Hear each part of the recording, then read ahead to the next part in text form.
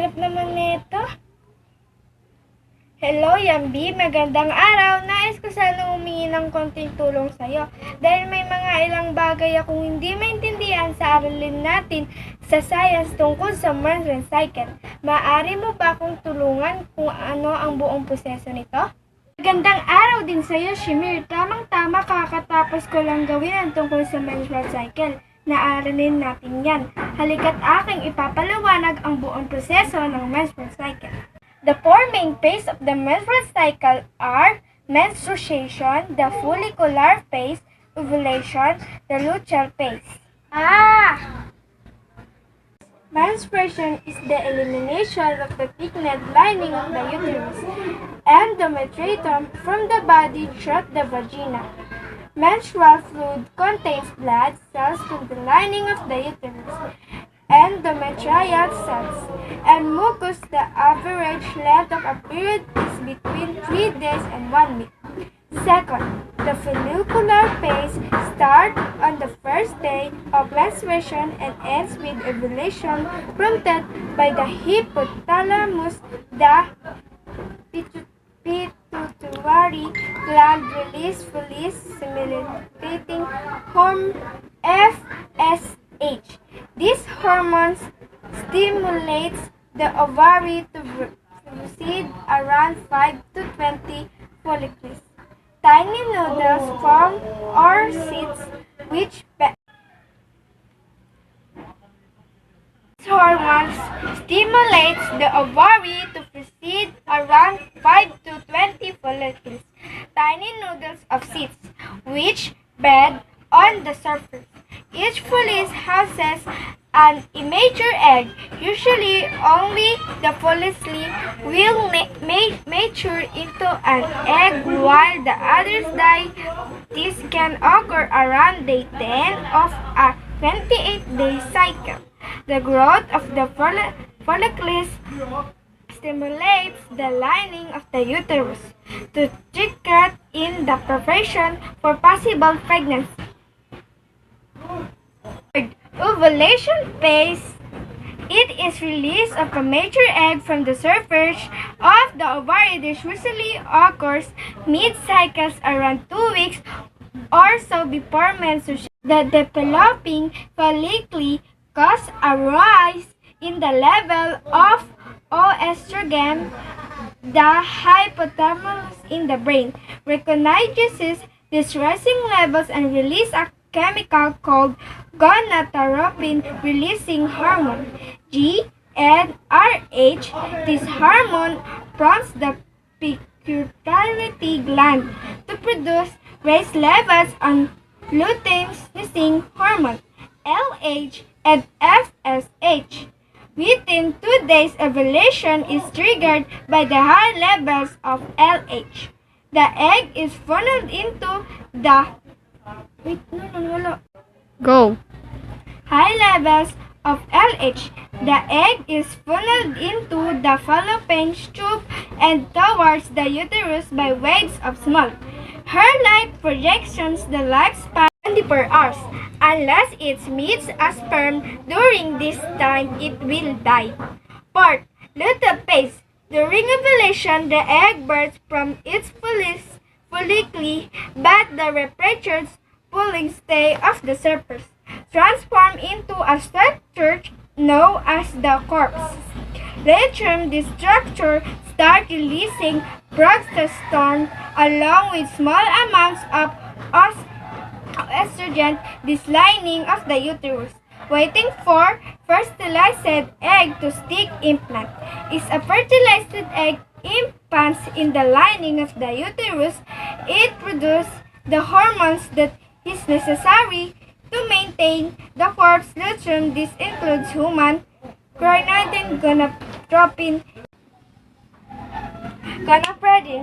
HCG, the hormone that is the corpus luteum keeps producing the rise level of progesterone that are needed to maintain the thickened lining of the uterus. If pregnancy does not occur, the corpus luteum withers and dies usually around day 22 in a 28-day cycle. the uterus to fall away. This known as menstruation. The cycle then repeats. Wow! Napakahusay mo naman ang iyong pagpapaliwanag, Yambi. Maraming salamat. At ngayon naiintindihan ko na ang menstrual cycle. No problem, Shimir. Basta ikaw, BFF kita eh. Sige na, magpapaalam na din ako at marami pa akong gagawaang bahay na dapat gawin. Thank you, Yambi. Bye! Shimir, darating na nga pala ang pinsan mo galing Amerika at dito tutuloy sa atin ng isang linggo. Sa kanyang pagbisita, gusto ko na maramdaman niya na siya ay kabahagi ng ating pamilya. Gusto ko sa kanya pagdating, dapat ay magalang natin siyang patutuloyin at ipaghahain ng masasarap na pagkain. Gusto ko rin na turuan mo siya ng mga larong Pinoy para maging pamilyar siya at maging masaya ang pananatili niya dito sa atin. At saka nga pala, ang pinsan mo ay mas nakakatanda sa iyo. Kaya dapat ikaw ay palaging gumagamit ng puwat o po tuwing makikipag-usap sa kanya.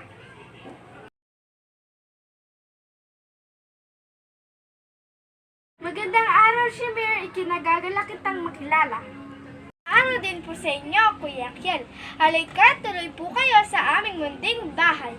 Maupo muna po kayo at makapaghinga dahil alam ko pong pagod na po kayo. Masasarap na pagkain na niluto ni Inay.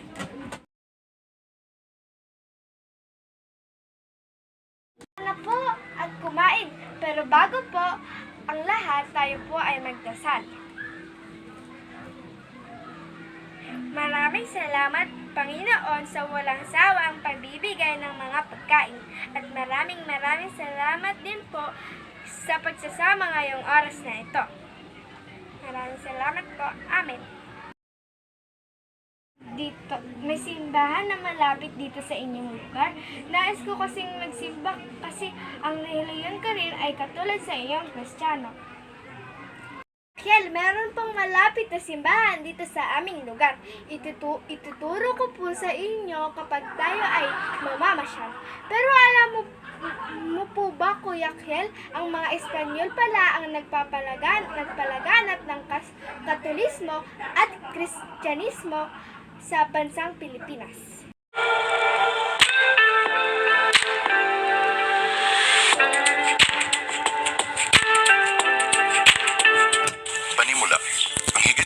Taong pananakop ng mga Espanyol sa ating bansa ay nagdulot ng napakalaking epekto sa ating kinamulatang kultura.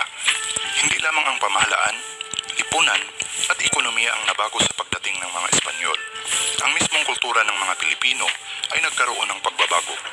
Sa kabila ng mga pagbabagong ito, hindi tuluyang nawala ang ating kinagis ng kultura.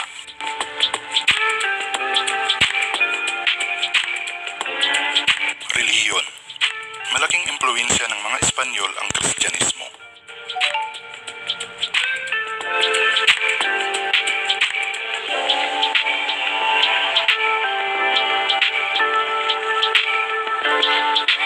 Ang mga katutubong Pilipino ay may paniniwala sa mga Diyos at Diyosa ng kalikasan.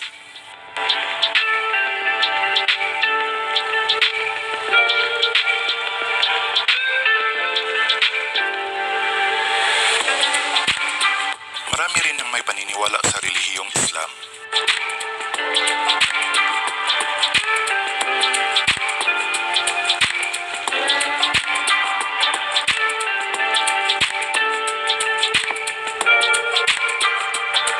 Sa pagdating ng mga Espanyol, unti-unting napalitan ng Kristyanismo ang mga paniniwalang ito. Unti-unting itinuro ang mga Katolikong kaugalian, kagaya ng pagbibinyag, pagpapakasal, pangungumpisal, pagrorosaryo, pagnonobina, at pagsisimba.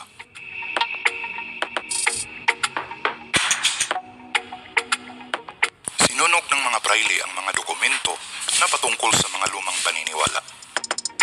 Kaugnay nito, nagpalimbag ang mga praile ng mga bagong babasahin tungkol sa mga prinsipyo ng paniniwalang Kristiyano.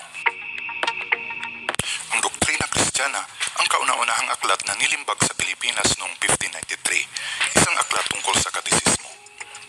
Akda ito ni Padre Juan de Plasencia at Padre Domingo Nieva. Ito ay nagtataglay lamang ng 87 pahina. Ang orihinal na teksto nito ay nakasulat sa wikang Espanyol. Mayroon din itong edisyon sa wikang Tagalog. Ang bersyon nitong nasa wikang Chino ay tinatawag na Shilo.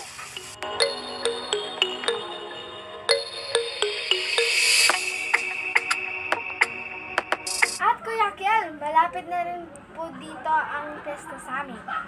Sa impormasyon, Shimmer, excited na ako makapagsimba at maranasan ang masayang pesta dito sa inyo.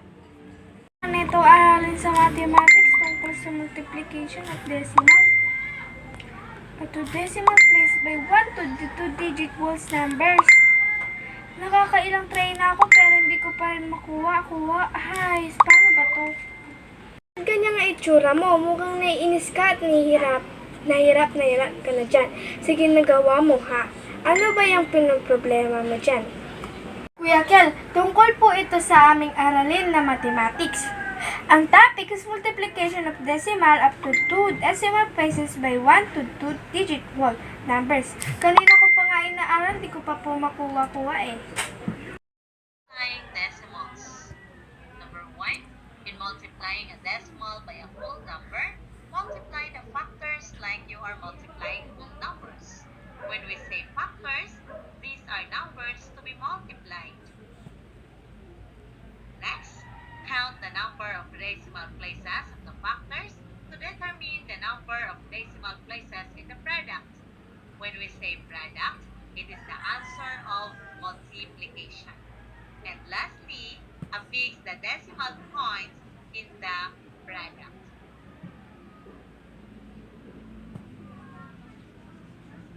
To understand the steps, let's study some examples. Find the product of 8 tenths and 9. First is we're going to write in vertical form. Then we're going to multiply the factors as if multiplying whole numbers. So, 9 times 8, the answer is equal to 72. We can write whole 72 here because next of 8 is 0, it means that there's no whole number. Then, we're going to count the decimal number.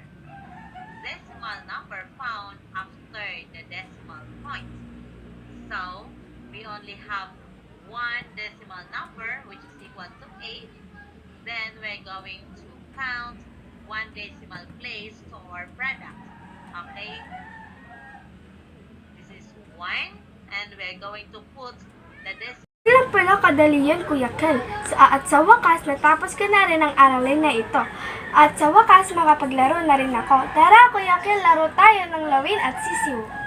Anong laro yung lawin at sisiw? Hindi ko pa kasi nasubukan laruin yan eh. Kuya Kel, ang lawin at sisiw, isang larong Pinoy na maaari magkaroon ng 6 o higit pang mga miyembro. Ang isang manlalaro ay maging lawin habang ang isa ay magiging inahin. Ang kwento ay magsisimula kung saan bumili ang lawin ng isang sisiw upang gawing alipin sa pagganap ng butil ng palay para sa hapunan. Ngunit nang sumapit ang gabi, tumakas ang sisiw at bumalik sa inahin. Nang nadiskubre ito ng lawin at pilit niyang kinuha pabalik ang sisiw, ngunit hindi ito. Kung ito ay magtatagumpay sa pagkuha ng sisiw, ito ay kanya at paparusahan. Kung hindi naman ito magtatagumpay, magsisimula muli ang laro at bibili ng panibagong sisiw. Halika, tawagin na natin sila, Kuya, at para makapaglaro na tayo.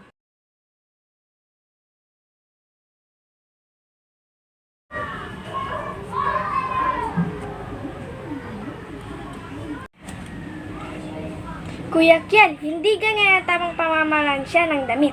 Halika't ituturo ko sa iyo ang tamang pamamaraan ng pamamalansya ng damit. Sige! Kuya Kiel, gumamit tayo ng kabayo at sprayer. I-spray mo ang sprayer sa damit at iplansya mo. Kapag tapos mo naman iplansya, gumamit ka ng hanger at isampay para matalihin tong walang gusot. Maraming Maraming salamat, Shimir. Tinulungan mo ko at tinuruan mo ako ng tamang pamamaraan ng pamamaransya. Man, Kuya Kel, tara, meron akong bagong biniling libro. Gusto ko sanang sabihin sa'yo na kung ano ang mga element of literary text sa babasahin ko. I know that elements of literary text. My favorite book is the story of Goldilocks and the Three Bears. Let's start! The story of Goldilocks and the Three Bears. Once upon a time, there was a little girl named Goldilocks. She went for a walk in the forest. Pretty soon she came upon a house. She knocked, and when no one answered, she walked right at the table in the kitchen. There were 3 bowls of porridge. Goldilocks was hungry. She tasted the porridge from the first bowl. "This porridge is too hot," she exclaimed. So she tasted the porridge from the second bowl. "This porridge is too cold," she said. So she tasted the last bowl of porridge. "Ah, this porridge is just right," she said happily, and she ate it all up. After she'd eaten the 3 bears' breakfast, she decided she was feeling a little tired. So she walked into the living room where she saw 3 chairs. Goldilocks sat in the first chair to rest. "This chair is too big," she exclaimed. So she sat in the second chair. "This chair is too big too," she whined. So she tried the last and smallest chair. "Ah, this chair is just right," she sighed. But just as she settled down into the chair to rest, it broke into pieces. Goldilocks and the 3 bears. Sleeping Goldilocks was very tired. By this time, she went upstairs to the bedroom. She lay down in the first bed, but it was too lay down in the third bed. And it was just right. Goldilocks fell asleep. As she was sleeping, the 3 bears came home. "Someone been eating my porridge," growled the Papa Bear. "Someone been eating my porridge," said the Mama Bear. "Someone been eating my porridge, and they eat it all up," cried the Baby Bear. "Someone been sitting in my chair," growled the Papa Bear. "Someone been sitting in my chair," said the Mama Bear. "Someone been sitting in my chair, and they're broken into the pieces," cried the Baby Bear. They decided to look around some more, and when they go after the bedroom, Papa Bear growled, "Someone been sleeping in my bed." "Someone been sleeping in my bed too," said the Mama Bear. "Someone been sleeping in my bed. She's still there," exclaimed the Baby Bear. Just then Goldilocks woke up. She was the 3 bears. She screamed, "Help!" and she jumped up and ran out of the room. Goldilocks ran away into the forest. She never returned to the home of the 3 bears. The end. Sorry, Shimmer. Okay, I will tell you first what the elements of literary text is. The 5 main elements of a story: setting, plot, characters, conflict, and theme.